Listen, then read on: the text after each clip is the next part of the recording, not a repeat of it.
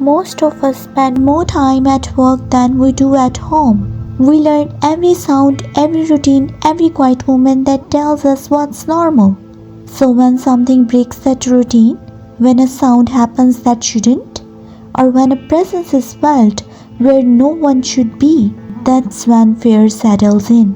The most disturbing part is not what people see, it's what they can't explain, even years later. These are 5 disturbing true workplace paranormal encounters. These stories were shared by my close friend who went to work like any other day and left with experiences that changed the way they see reality. Before we begin, if you enjoy the true paranormal stories like this, please like the video, subscribe to the channel and share the story with your friends.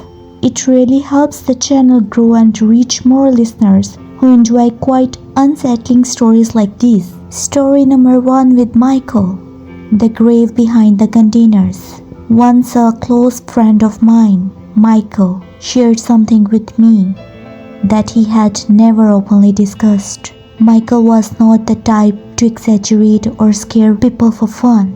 He was practical and calm person. The kind of person who believed fear usually had logical explanation. After the time, he was working night shifts at a shipping container yard near the outskirts of the city. Rows and rows of metal containers stretch across the property, stacked high, forming narrow corridors where sounds echoed in strange ways. During the day, the place was loud and chaotic. At night, it felt abandoned. Michael's job was to patrol the yard, check container seals, and make sure no one trespassed. The first thing he noticed was not visual, it was the voices. Around 2 a.m., while walking near the far end of the yard, the section rarely used anymore, he heard what sounded like someone calling out softly. At first, he thought it was an echo. Sounds traveled oddly between the containers. The voice came again, and this time it was clearer. Help me, help me. Michael stopped walking. He radioed in, asking if anyone else was on site. No response. The voice did not sound panicked.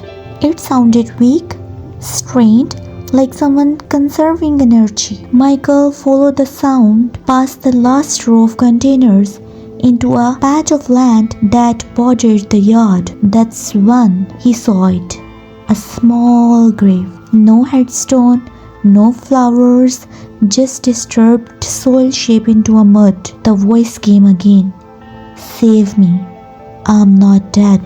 Michael told me his stomach dropped at the moment. Not from fear, but from confusion. There was no graveyard on the property, at least not officially. He shone his flashlight around. No footprints, no tools, nothing explained how a grave could have been dug there recently. The voices came again, weaker. Please, hurry. Michael was a brave man, or maybe a stubborn. He grabbed a shovel from the equipment shed and began digging. The soil was loose, as if it had been turned recently. He dug fast, faster than he thought possible. When the hole was deep enough, he stopped. There was nothing inside. Nobody, no coffin, no sign anyone had ever been there. Just an empty earth. As he stood there breathing hard, the voice spoke again. But this time, it was not coming from the ground. It was behind him, right between the containers. I told you, I was not dead. Michael did not turn around. He dropped the shovel and ran. The next day, he reported everything. When management checked the area, there was no grave. The ground was untouched, flat, undisturbed. Michael quit the job within a week. Years later, he shared something with me that still bothers him. Sometimes when he is alone late at night, he hears metal creaking softly, like containers shifting in the wind. And buried beneath that sound, a familiar voice calling calmly for help, as if want for something else to dig. Story number 2 with John, the office that never emptied. A friend of mine named John once told me about something that happened while he was working late shifts as a maintenance supervisor in a mid-sized office complex. It was not an old building, no tragic history, just long hallway, cubicle and motion lights that did not always respond the way they should. John worked from evening until early morning. Most nights, he was the last person there. The first things he noticed was the elevator. It would stop on the third floor every night around 1:30 a.m., even when no one else was in the building. At first, he assumes it was faulty wiring. One night, he decided to check.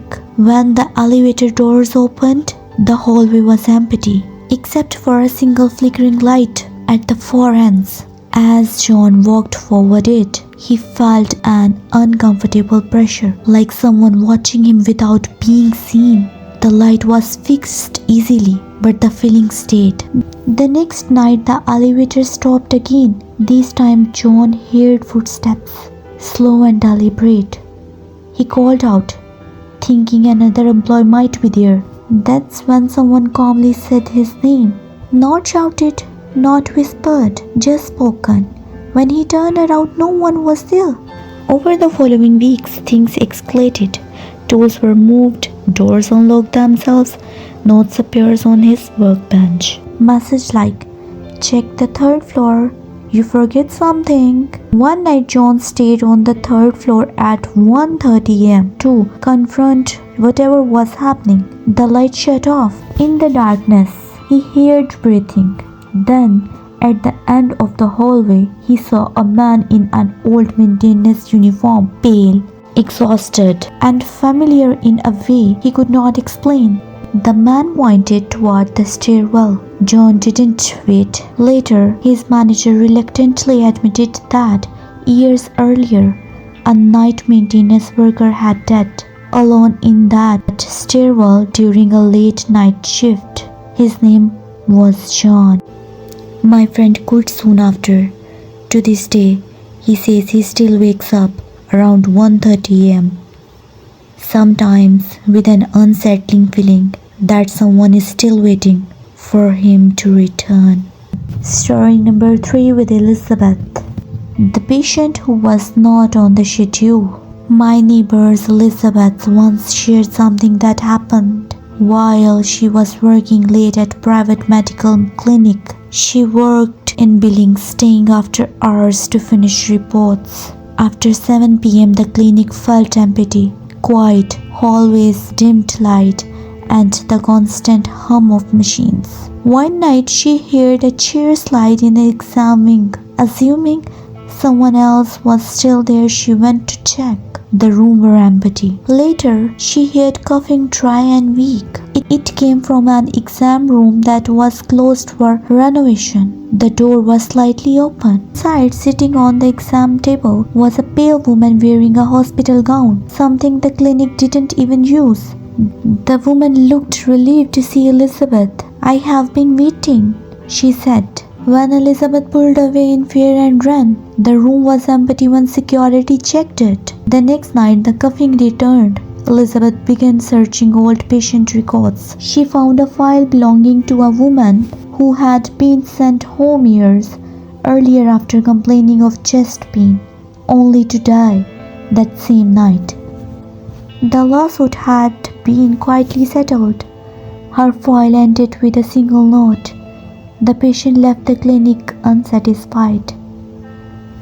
Elizabeth quit shortly after. Even now, she avoids hospitals at night. She told me that whenever she hears coughing in quiet places, she still remembers the look in that woman's eyes. Not anger, just expectations. Expectations of life. Story number 4 with David, the witness on his neck. Once an old co-worker of mine named David shared something with me that happened years ago while he was working night shifts at a printing warehouse. David was not a superstitious. He had grown up around heavy machinery, long hours, and quiet buildings. To him, strange sounds usually meant loose pipes or tired equipment. The warehouse was massive, rows of printing machines, stacks of paper, and dim overhead lights that left shadows in every corner. David worked alone most nights, overseeing machines runs and handling maintenance issues when alarms went off. One night, close to 3 a.m., he felt something unusual. A sensation on the back of his neck, like cold and wet. At first he thought it was condensations from one of the overhead pipes. The building had leaks, and it was not uncommon of water to drip in strange places. David reached up and touched the back of his neck. His fingers came away sticky. He brought his hand into the light. It was dark, thick, dried, congealed blood. His heart started racing. He spun around, expecting to see someone behind him. It may be James' prank, because both friends do things. Or maybe an accident. There was neither James nor anyone. The machines were still running. The warehouse was quiet. David rushed to the restroom and washed his neck. The blood dissolved slowly, leaving behind a faint metallic smell that lingered even after scrubbing. He checked his neck in the mirror. There was no cut, no wound, nothing could explain it. That's when he noticed something else, a dark smear on the floor. It had not been there earlier. The smear led between the machines, trailing off into one of the older sections of the warehouse that was no longer in regular use. David followed it, telling himself there had to be a logical explanation. As he reached the end of the trial, the lights flickered. The machines nearby powered down at all once. In the sudden silence, David heard breathing, low, strained, right behind him. He turned quickly. Nothing. But when he looked down, fresh drops of blood began appearing on the concrete, forming directly beneath him, even though he was not bleeding. Then slowly the drops began moving, not dripping, crawling, as if being pulled toward the dark section of the warehouse. David ran. The next morning, management found nothing wrong. No blood, no equipment issues. When David asked about the old section of the warehouse, a supervisor told him something quietly. Years earlier, a worker had been crushed by a machine there during a night shift. The cleanup had been rushed. The incident rarely discussed. David transferred to day shift soon after. To this day, he refuses to work alone at night. And he told me something that still unsettles me. Sometimes when he is stressed, he feels that same cold wetness on his neck, even he has nowhere near a warehouse. Another story was shared with me by someone named Ryan, who worked as late-night technician at a data processing facility. The building was windowless, designed to protect sensitive equipment, long corridors, humming servers, and motion sensors lights that activate only when someone passed through. Ryan's job required him to move between sections, checking system manually during overnight hours. One night while walking through a darkened corridor, Ryan noticed something unusual near the far wall. Unusual movement. At first he thought it was his own shadow reacting to the lights, but then he saw them shadowy figures. Dark shapes are moving back and forth against the wall. They were not solid. They flickered like flashes of darkness, appearing and disappearing in an instant. Ryan stopped walking. The shadows continued moving, as if unaware of him. His instincts told him to leave. Everything in his body screamed that this was not normal, but Ryan did not lose his courage. Instead, he took a step forward. The shadows retreated further down the corridor. He followed. As he moved, the air grew colder. The humming of surfs faded, replaced by a low vibration that he felt in his chest more than heard. The shadows began to move faster, darting between doorways and corners. Ryan followed them deeper into the building, into an area rarely accessed where old equipment was stored. The lights stopped working entirely. In the darkness, the shadows gathered. They no longer stayed on the walls. They surrounded him, not touching, just close enough that he could sense them. Then the movement stopped. One shadow stepped forward, taller than the others. Ryan heard a voice, not aloud but inside his head. "You were not supposed to see us. You were not supposed to see us." The light snapped back on. The corridor was empty. Ryan stood alone. He finished his shift in silence and never returned to that section of the building. Weeks later, he learned that the area he had followed the shadows into was once part of an older facility that had been sealed off after a fire decades earlier. Several workers had been trapped inside. Ryan still works in IT, but he refuses night shifts. He told me that sometimes, when he walks past dark walls, he catches movement in the corner of his eyes, and every time he remembers how close he came to stepping fully into the dark. Do you know that workplaces remember people? Not just names or records, but routines, movements, and unfinished endings. And sometimes what lingers does not want attention, it's just to be noticed. These stories come from real people and real experiences. A real story hits different when it's told in a real human voice. You can feel the pause, the fear, the hesitation, those little imperfections that makes a story feel honest and alive.